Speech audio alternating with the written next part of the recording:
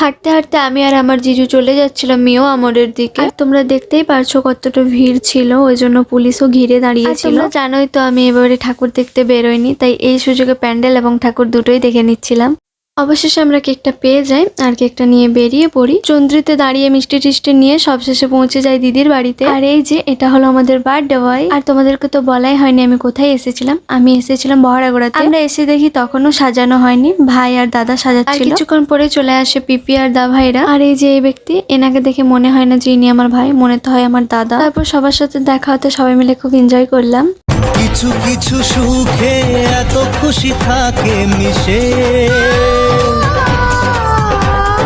ধরা দেয় অচেনা কাছে এসে ভালোবেসে।